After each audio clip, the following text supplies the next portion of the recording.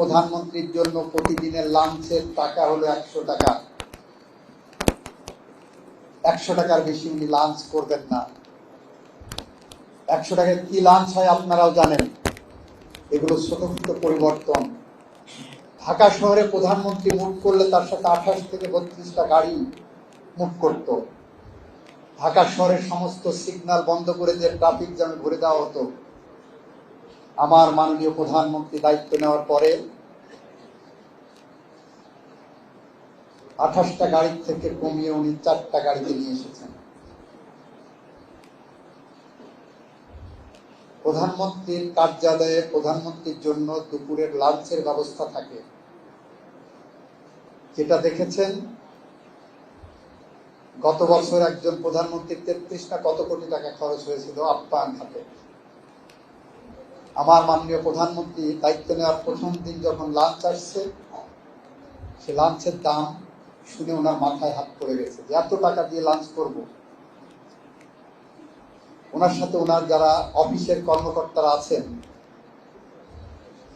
তারাও দুপুরে লাঞ্চ খান। উনি নির্ধারণ করেছেন মাননীয় প্রধানমন্ত্রীর জন্য প্রতিদিনের লাঞ্চের টাকা হলো 100 টাকা। 100 টাকার বেশি উনি লাঞ্চ করবেন না। 100 টাকায় কি লাঞ্চ হয় আপনারাও জানেন। এগুলো ছোট ছোট পরিবর্তন। এই পরিবর্তনগুলো আমাদের জাতীয় জীবনে একদিন অনেক বড় পরিবর্তন এনে দেবে। উনি বলেছেন যখন অফিসে থাকবো রৌদ্র করজ্জ্বল দিন যেদিন থাকবে আমার, আমরা সেই প্রধানমন্ত্রীর স্বপ্নের পথ ধরে হেঁটে যাচ্ছি। আমরা আশা রাখি আপনারা যারা আছেন সময় দেন।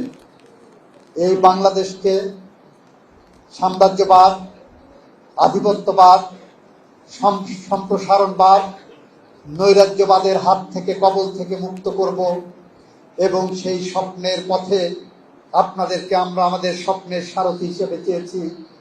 আশা করি সেই স্বপ্নের পথে আপনারা আমাদের স্বপ্নের সারথি হিসেবে থাকবেন এবং সোনার বাংলাদেশ গড়ার জন্য